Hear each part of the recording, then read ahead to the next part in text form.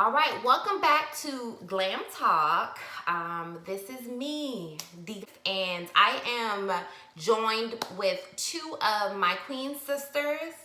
And we are just going to expand on the topic that I discussed last week, which is living this glam life in your full authenticity because you are authorized to do so, and because it's an end of an era. So to bring my queens in on this conversation, and all you have is all you need, y'all. So let me tell you, if y'all see what the setup look like in here, it's it's a little rough, but we gonna make it. So I'm screaming on my computer on Zoom. I got my phone up. We got a ring light up, and I'm in my prayer closet, and we are just doing what God has designed us to do, which is be ourselves. So we discussed this topic, and I'm gonna kind of recap as well for my queens. I discussed the fact that God had put this vision in me so crazy 9 months ago. So, I guess it's birthing season. It was last February, and I heard a message from Sarah Jake Roberts, and she talked about there being an end of an era. And when she talked about it, she was talking about time. And God, and I have it written down, and I wrote out error, but when I wrote it out, God gave me error as in a mistake. And I'll say this, since 2019, God has been showing me that some of the things that I thought I knew about him and I thought I knew about myself were correct. Some of them were sprinkled with untruths. That's why I'll just say untruths. Not that they were wrong or anything like that, but they were untruths. And over this last 9 months, God has really been doing this work in me. And what I realized now that my end of an era has come, one of the things I realized is that I was limiting myself from tapping into my full power, because I truly did not believe in the things that God said that he is. I didn't believe in the I ams of God. I said them out of my mouth, but because of the errors that also had been instilled in me growing up,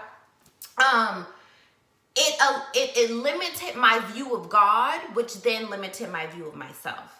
And each of you ladies have been journeying with me for some years now. And one thing that I have recognized, and God put this in me because it's not just me.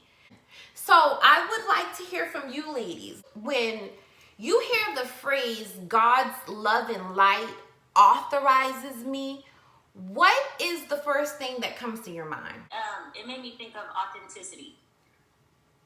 When he authorizes us, it's not to be picture perfect for somebody else, or just, let me go to the church setting for one. You have to get your stuff together before you can be involved in the church. No, the church is the home for the broken, the lost, the hurt, the sick. And so you have to come as authentic as you are. That's what that means to me. He's able to use, now we can even go back to the Bible if we want. He did not use perfect people. There's no such thing.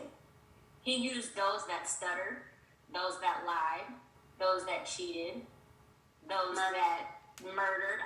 Yes. Prostitutes. And so, yes. And he's able to use what you have. Yes. You have to be willing to give it and submit it back to him. It's the submission for me, honey. Okay. Y'all heard? It's definitely the submission for me. Thank you for that, Shavon. Katrice, would you like to add to that?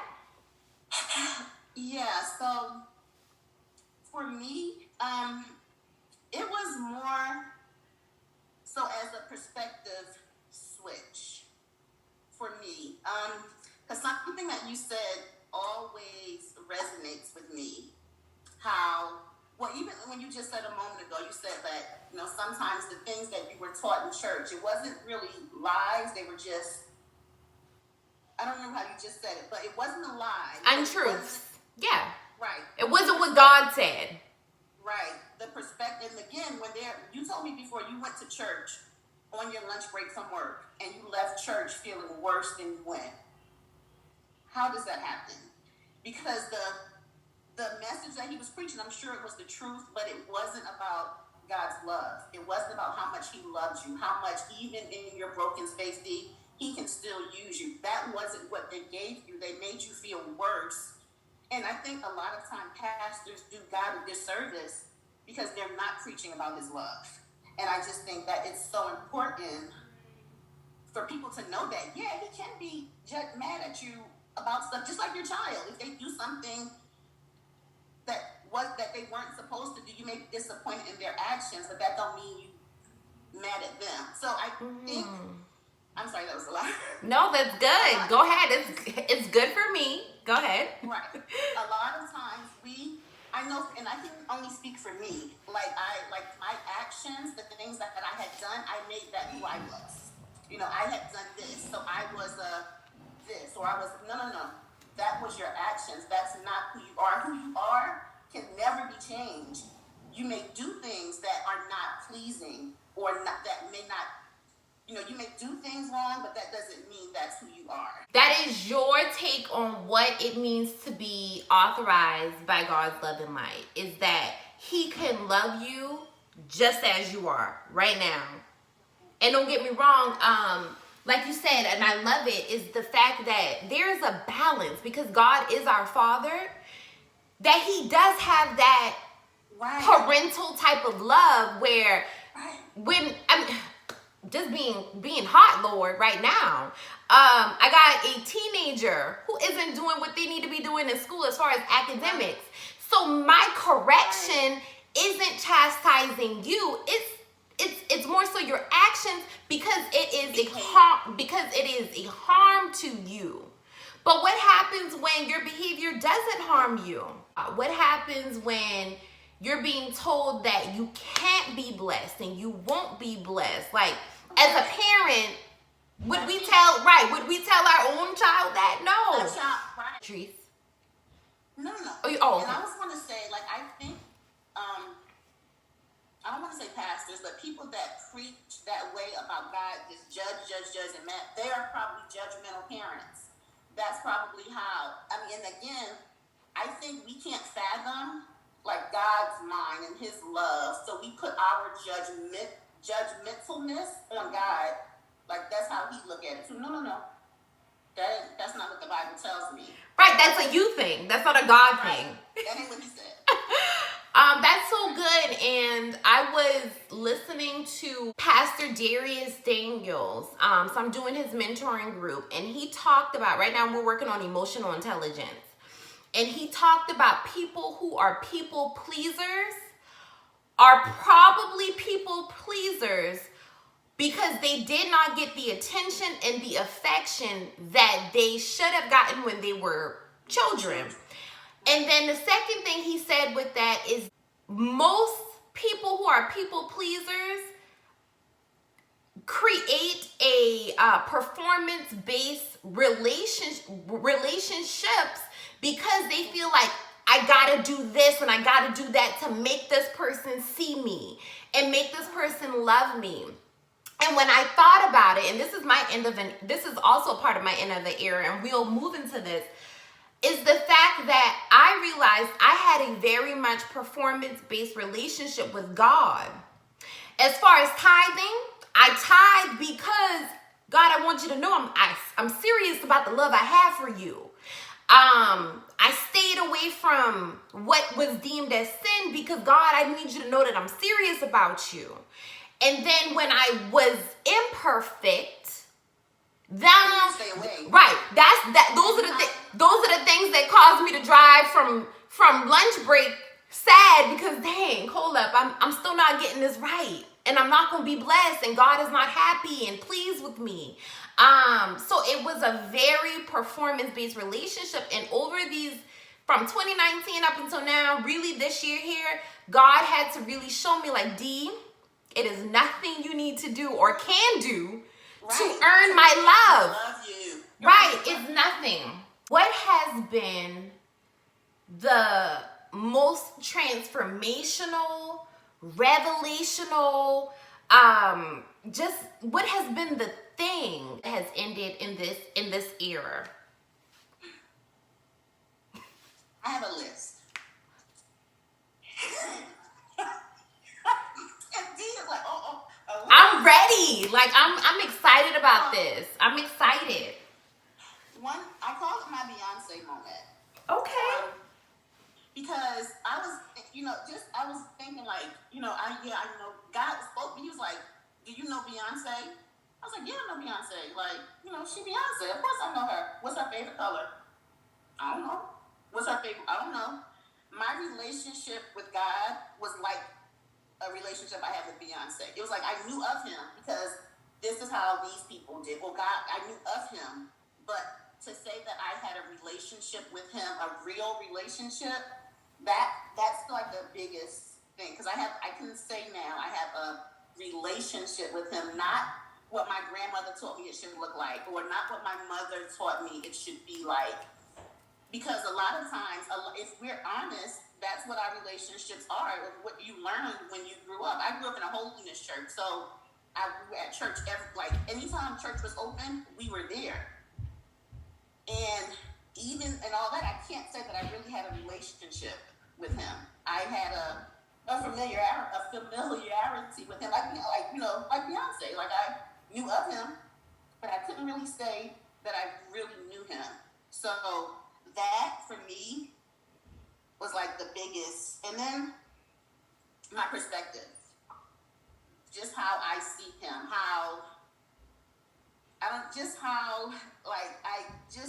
the fullness and allness of him. It's the all for me. Okay, it's the all for me. And then the not judging. That was like the biggest. Not judging myself, not judging others. That has been very transformative because people already know what they do wrong. And when you judge people, it just makes them feel, and even yourself, when you judge yourself, it doesn't help. It doesn't allow God's light to penetrate you. It doesn't, because you're so busy thinking, oh my gosh, I'm not good enough, or I'm not whatever enough. And he's like, no, sis, like you did just like you are. I want, like, come on, like I'm like seriously, I'm here, like seriously. So that's for me, the judgment, my perspective, and then just actually having a relationship with God is what this 2021 has. Like, just open my whole mind and expand it. So I love it. Wordy. I'm sorry. No. Don't apologize. Girl, listen, we doing good on time. 1, I can edit down. 2, we only at 15 minutes. Trust me, we're good. I love that though, Katrice, because also on my way home, I was reading through a devotional, and it talked about God's plan for us to be in purpose. So as you're speaking, that is the thing that has me kind of lighting up inside, like bing, bing, bing, bing, because that is what I want for people to have a relationship with God. Because when you have a relationship with him, you're walking with him. Like right now, God is with us. He's in us, he around us, he with us, because we're in purpose right now. Because and I feel him, like, because we are celebrating him and who we are. And most importantly, the second thing that you said that really just stuck out to me is that when we truly know who God is, like really know him up in his face, that means that we realize God actually ain't judging us. God actually, God is, right, it's us who's judging us. And then God is doing that because that's how we look at things. And we put that on him. Right. And then we can then have more compassion, not only for ourselves, but other people. That's when we're able to extend that thing called grace, because we realize that it's actually a free gift that we're constantly getting. Right. Even in our imperfections. Oh my God, that's so good. So matter of fact, because I want to keep it light. I don't want to throw. I love a good scripture now. I was about to throw a scripture in there, but we're gonna keep it light. We're gonna keep it light for the people. But I will put some word in here, because for me the absolute that I stand on now, and I've shared this with y'all, is, but what did God say? And for me, that's literally what I have been dissecting the Bible to discover and have God reveal to me all of the things that He actually said. Like, so yeah. So that's where I'm at with it. And I do want to talk about that, because how we have been essentially raised and programmed. Shavon, what has been your end of the era for you, sis? The end of an era for me. One, the people pleaser. When y'all said the people pleaser, I had a moment. It was a revelation for me, because growing up, I have done certain things to please my parents, down to grades. Like, I had to have all A's because I didn't want anyone disappointed in me. That's the biggest thing. You can be angry with me all day, but when you're disappointed, that hits different. I didn't want people to be disappointed. But then that caused me not to live my life. Because what would so-and-so say about that? What would my dad say about that? What would my mom say about that? How would my friends feel if I did that, or if they knew I did that? So I'm learning in this year, because a lot has happened this year with the move and all of that. I've got to live for me. I'm only here one time. I'm here for a vapor. And then I'll no longer be here. But I have to live my life for me. And the whole, the way we grew up. Now, Katrice, you mentioned going to church every day. That church was open. I was there every Sunday. We did vacation Bible school. I went to children's church. I sang in the choir. I was, different titles in the church. But like you said, I knew of him, but I didn't have that relationship with him. And now, since I've been with Transformation Church and doing the different series that we've done, I caught myself being jealous, because it's like, oh, you have that relationship with God and He's blessing you, and crazy faith. I'm like, we're in crazier faith right now. I can have that too. That same thing. I can have that same thing that everyone else is having. So why are you jealous about it? That didn't just come overnight, but then all that He's blessing them with comes with greater responsibility. I didn't realize that. I'm like, oh my goodness, they're being blessed left and right, and they got this, that, and together. That's all material things. I don't go to God just when I need something. Somebody's sick. My car won't start. God wants you to come to Him for everything. When things are good, when things are bad, when nothing's wrong, just thank you for waking me up this morning. Thank you that I have breath in my lungs. That's what He wants. To talk to Him as a friend. So this year I've learned that more than anything, I've always known who Jesus Christ is. I've always known. But going deeper in that relationship that I have, and talking to Him as if I'm talking to y'all, that's how I talk to Him. It's like, oh, how do I pray? Your prayer doesn't have to be some elaborate prayer. Right. And that was my thing. It's talking to Him as if, like I'm talking to y'all. God, you know what? Oh, today, let me tell you. It's today, ghetto out here. Okay. That's how I do it. Right. And He has shown me that pride, I've been very prideful. And that only hurts myself, because we're here, we need community. And so I can't sit there. Pride blocks your blessing, is what it does.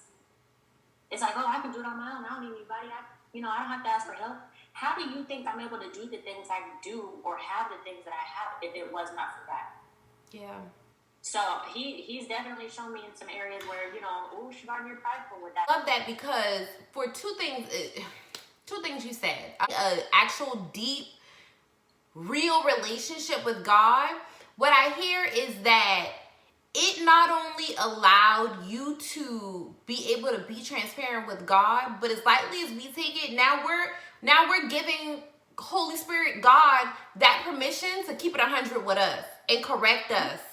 And like you said, it's more of a just like a little nudge. He like a friend, like, girl, Really? tighten up, right? Tighten up, sis. Like, really, we gonna be prideful, we gonna be jealous. Like, that's what we gonna do. Right. Oh, I love it because what will also happen to do, and this is, we know of the fruit of the spirit, but once you begin to get that relationship with God, now He can start uprooting the things that actually aren't like Him, because it is not like God for us to be prideful or jealous. Although I have been both of those things. Child, I think this week, matter of fact, if I have to be real, you know what I'm saying? It has been there. For me, a big one has been fear. Lord, the fear.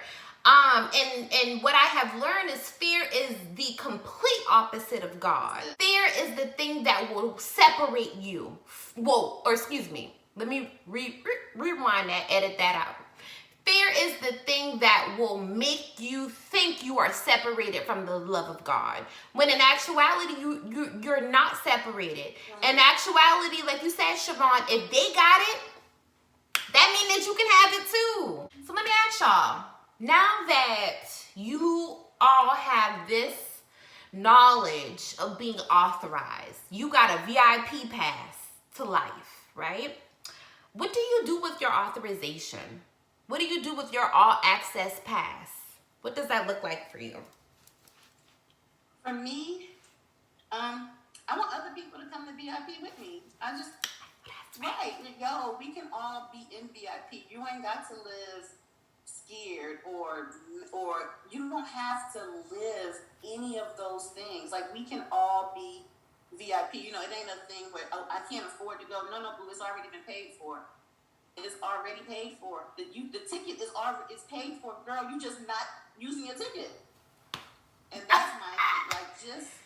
I want people to just know, God, whatever it is that you're dealing with, going through, God already died for that. I mean, Jesus already died for that. He already died for it. Why you still lugging around this guilt and shame, and why you still lugging that around? Because it ain't doing you or nobody else any good. Come join me in VIP. That's my message. Katrice, I know that's right. Okay, so Shavon, I'm gonna let you share right after. What you said reminded me of a quote from James Baldwin, and he said that your crown has already been bought and purchased. All you gotta do is wear the crown. Just put it on your head.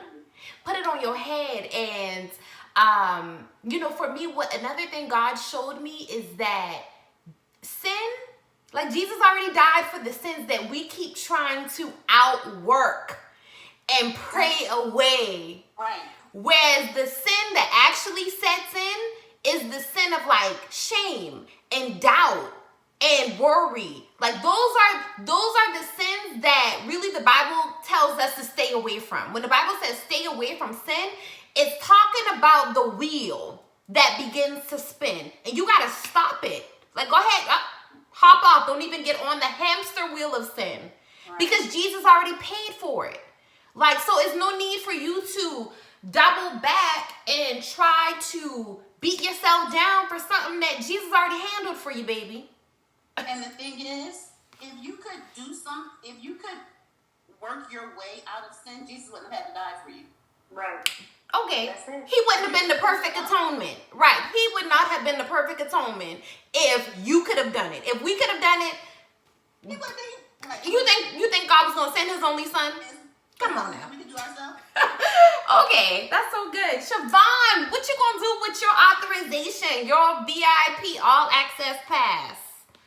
I gotta piggyback off of Katrice. You just gotta be that light. You just gotta show people you can have this too. You can sit with me too. We can do this together. You don't have to go through all of what you're going through by yourself. Like you said, it's already been paid for. So why are we worried about it? Stop worrying about it. Come on over here, sit down, chill, relax. Right. Like, it's already done. But people don't understand that though. Oh my God, y'all are totally because we're trying to do it in our own light. We're trying to do it ourselves. But why would we even have to sit in sun if it's something we could do ourselves? Earlier, Shavon, you mentioned surrender. It's a constant thing, and for me, that's the thing I've had to learn, is it's not like on a Sunday praying like, oh God, I surrender it, or when it's every day. It's actually allowing God to be the offense of your day. So life is gonna happen. You're gonna be tested. So God, let me go ahead on and surrender myself and my day and everything over to you now, because what I was getting in the habit, and I realized it when I was becoming emotionally heavy and all of that, is that, sis, you still trying to do it on your own. Like, you still you say I'm your source and you believe it, but yet you're not as dependent on me as you should be. Like, you're still trying to carry the bags. It's a minute by minute thing. It's not even a day by day. It's like minute by minute. Okay. When you start to see it creep in, Lord, I'm giving this to you. Girl, you got me doing Don't let the that Saint frustration rock and stuff take over your whole day. That's what I'm learning in this week. This has been an emotional week. And I'm telling myself, just give it to God. What it is, even before the day started, even on my way to work, I said, I'm just giving it to you. It's been an emotional week. I'm just going to pray over it. That's all I can do is pray over it. But we're going to get through it. You've already handled this situation. You've already gone before me and taken care of it. But now I'm the one that's going through the motions. I don't have to do it alone. I'm giving this to you. Thank you for waking me up this morning, and I have another opportunity to go out there and show your love to others. Be gracious to others. And it's not even like we say when we have a bad day, they don't like me. No, it's the spirit fighting against the spirit. That's what it is. You can't take that stuff personally. Minister Shavon. Okay, Right. Minister Shavon. Right. Girl, listen, you said so much just now. Lord, I need you minute by minute. It's a song I don't even, it's an older song. I need you minute by minute, second by second, day by day. And no clue who sings it right now. But Lord, it just popped into my spirit as you said that, because yeah. And one thing you said, Shavon, just let me know through you, like God just let me know it through you. Like, I need to surrender more. Like, it's not a first thing in the morning. It's like you said, like minute by minute. Like, depend on them, lean on them. Oh my gosh. You feel so much lighter after giving it to him. You feel so much lighter, and you just feel like you a calmness, like everything is going to be okay. Yeah. Y'all, I love it. Y'all are definitely giving me Suge Knight vibes. Like, if you want to come sit with us in this freedom, like, we right here. I love it. This end of an error, E-R-A and E-R-R-O-R, actually means that we have freedom. And one thing God has shown me in this is that for a long time I was being free bound. Like, I got saved when I was pregnant with D, so I was 12. But my whole life I've been free bound. Like, my what is it called? My salvation was secured in heaven, but yet here on earth I was bound. Yet God says, as above is below. He wants us to have what is already promised in heaven because you're saved. He wants you to be able to live that out here on earth. And I realized that I actually wasn't. I was not free at all. I had an illusion that I was free, but I was still very much bound in my mind. And I say that though because, Shavon, as you're talking and you're saying about surrendering, I know there are going to be some people who may listen to this and they may feel like either, oh, I'm already free. We might get that group of people, and then we might get the group of people who might feel like this is impossible because God, like, they can't like actually touch and feel God. So it's hard to depend on something that you can't see. It's hard to like say, I'm gonna put my hope in this unseen being. One last question. How have you all been able to like surrender to God? What has been the thing that has allowed you to trust him? Go ahead, I'm sorry. You get low to like your lowest place, and all you can do is cry out. That's all you have to do is cry out. He knows what your cries mean. But it only comes when you can come to a place of openness. Because a lot of times it's like, oh, I'm closed off to that, I'm closed-minded to this and that. If you can just sit for a moment and just open whatever it is that's closed, whatever mindset you have that's closed to this topic, that topic, anything, just open yourself up. Just cry out. To what? Just cry out. If you just have to cry, God knows what that means. I like that. And even if you're like, oh, well, you know, like you said, I can't touch him. So it's hard for me to believe in something I can't touch. People reference the wind all the time. And Wi-Fi, girl. Michael Pastor Todd says all the time, you can't see Wi-Fi everywhere you go. You're trying to find a connection to keep your phone connected.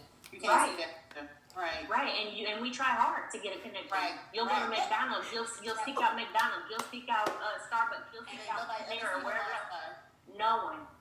I like that. As much as you tried to seek Wi-Fi, why can't we seek God like that? I love that. Why can't we just sit? Oh my God. Yeah. Right. Yeah. And you know what it comes down to? It. You said it, Shavon. Desperation. People are desperate to connect to the Wi-Fi. To the Wi-Fi. They are desperate. Lord, I gotta upload these pictures. IG gotta see I'm popping today. I don't know what it is, but right, but that desperation will have you seeking Wi-Fi. So just seek the source that can actually do all things. I love that. That's good. When you mention Wi-Fi, because we'll sit here for 45 minutes trying to upload something because we want somebody to see it. All night long, you keep checking. I'm going to restart my phone. I'm going to refresh. I'm going to close my apps and reopen my apps. Why don't we see God like that? Right. You can't see him. Come on now. But he's there. I love that. Katrice, I have a different question for you. I love that, Shavon. What advice, Katrice, would you give to somebody who doesn't believe that Jesus or God is for them? Like, I ask this because I've had someone tell me straight up to my face, and I received it with love. At that time, I definitely was nowhere in my spiritual walk, so I wouldn't have been able to offer much of anything at that time. But she said that, honestly speaking, D, I just, I've read the Bible, I've, grew up in church, but I just don't think that, I believe, Jesus is, for me, Christianity is for me. So what would you say to somebody who feels like that?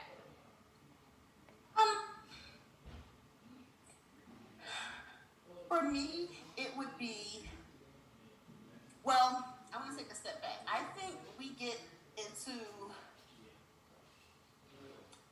we try to put labels on everything. And depending on who taught you about God or told you about God, the story that you have is, I can't explain it. I know what I'm saying, but I can't. Take your time, sis. Take your time. Okay, so, and this is how I explained it to Ronald, and when I said it, he said it made so much sense. I showed him, I had this big old jug it was a big jug. I said, okay, Ronald, just pretend this is God. And the side that I was looking on, it said one thing, but the side that he was looking on, it said something completely different. I said, what do you see? He said, a jug. I said, well, I see value size. He was like, value size? I was like, yeah. And I turned it, I said, look. So depending on where you're looking at God from, you're going to see something different than me. And I think that a lot of times we try so hard to make our relationship with God look like somebody else's. But everybody is an individual. There's no way that two different people can have the same exact relationship with God. Just like if I was married to Corey D, our relationship would be different. Even though I'm me and him, he is him, the relationship that you have would be different from ours because we're two different people. We're not the same. So I think the relationship with God is exactly the same. But back to, I believe, for me, Jesus died for my sins. I can't make anyone else believe that. That's what he has to.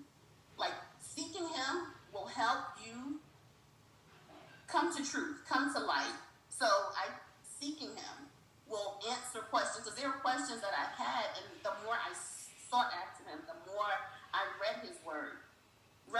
revelation came. So I think we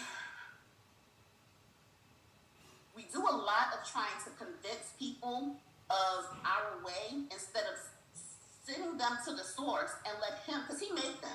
He knows how to get to them better than me. He would have to, because he made them. I don't know how to get to them and make it make sense to them, God. You want to have to handle your child. And even with my husband, like I was like, I used to get so frustrated with him, bro. Like, God, like, what, like, come on, like, you gotta make me get, like, can I? And he be like, yo, can I take care of my child? Like, you let me handle him, please. Right? Can I do my job, please? Okay. Yeah, God had to get on me about that too. You know it, Katrice, because I've said that. Like, right. when I felt like my walk with God wasn't looking like Corey's walk, then guess what the immediate reaction of me was? To judge. There we go. So there goes that generational curse of, because you're walking in looking like my walk, that means that you ain't doing something right. Just like I said, the perspective. I think I can tell you about God and his love, but I can't make you understand, because that ain't for me to do. It ain't for me to make you. Hopefully what I share will help you, like, go to the source to get your answers. But God will have to work that out when you sit. Like, and I've taken myself off the hook of trying to make people see things how I see things. And just to be how I am. Because again, just because the relationship that I have works for me, it may not work like that for you. So you might have to figure out what your relationship with God looks like. And if you seek after relationship, he will reveal stuff to you. Anything that I'm trying to explain, God can explain it way better to you and make you believe it. So that's what my answer would be. Seek him, and he will answer your questions. I promise he will. He will answer you. I love it. Can I add to that? Yes, please. Go ahead. I think a lot of people, they question because they're like, if God loved me so much, why do bad things happen to me? And that's what it's hard for us to answer. And so I think what people need to understand is it's okay if you tell God, I'm angry right now. I'm upset about this. He can handle that. We're learning that. He can handle that. Plus, he already knew anyway. And I'm about to say, he already know anyway. So he knows. All he wants you to do, and he knows everything. He knows everything before it even happens. He wants you to say it to him. Yeah. That's what he wants. Yeah. Whether you're happy, you're sad, you're upset, whatever it is, he wants to hear that out your mouth. You have to say it out your mouth. But that's just from a different perspective. I think that's why a lot of people, they question that. Well, if God is oh so good and God loves me oh so much and he died for me and this, that, and the other, then why did he take, my grandmother? Or why did he allow this to happen? Or why did he allow that to happen? Yeah. That's what a lot of people, they question, and then it's like, oh, well, we don't have that answer. Right, I don't. Like, he gotta know. I can tell you where you can get them from. You can get the answers if you talk to him. I'm telling you. Like, so that's my go-to. Like, and again, it was so frustrating trying to convince people of, how they should feel about God or how they should, whatever about God. And as frustrating as it is, and he'll whisper like, yo, so you just want to be frustrated. I ain't tell you to do that. So you just want to be, okay, well, that's what you want to do. Right, just let him do his job. Yeah. I agree, y'all. I agree 100% because I just think about what God has shown me has been the biggest generational curse, and it's just it stems from people trying to do God's job. Whereas we were just supposed to be out here sharing the good news of the gospel. Right. Hey, try Jesus. Right. He died for our sins. He's amazing. That's it. That's as far as we were supposed to go. But then it became, as both of you all were speaking, I was reminded of what Shavon said. We became desperate to try to get people to really believe in Jesus. Like, I really need you to believe in him. And because of that, and for me, and this, I feel like God just has me wired this way now.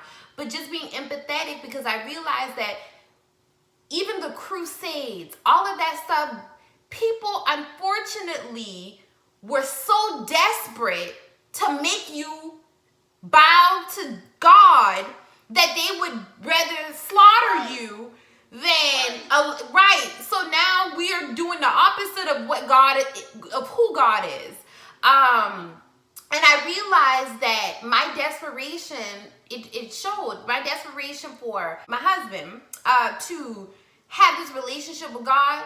I was becoming a Pharisee in my own home. Absolutely. I was becoming a Pharisee. And I God has just had me reading so much about the life of Jesus, and just being reminded that the Pharisees were believers. They were believers. They believed in God. However, their fear of it looking different, like Jesus himself looked different than what they were expecting, that they couldn't even receive it. So, for me, God has just been telling me, like, people, like our good friend Chris, I know them by their works. I know them for their works. And for me, that's what God has been giving me. Like, you just be the love and the light that the world needs, and they'll be able to see me through you. And they want to know. Right. I just want to draw them to him. Not like I ain't have to go on no big tirade and tell you, hey, you better no. Let God be God. Let him God. And he had to check me, because my message, because of this revelation, and I was like, oh my God, everybody got to get it, that I realized that I was beginning to be the Pharisee and preaching down to people and judging people because of how they're now said. So it's you got to really check yourself and surrender and let God be God and you be you, because if not, it's like that Pharisee cycle, honey, that thing is easily to work your way into. And then next thing you know, you're judging, you're condemning, you're playing God. Matter of fact, you want to be the judge, jury, and the executioner. You want to do all of it. So, y'all, this was good for me.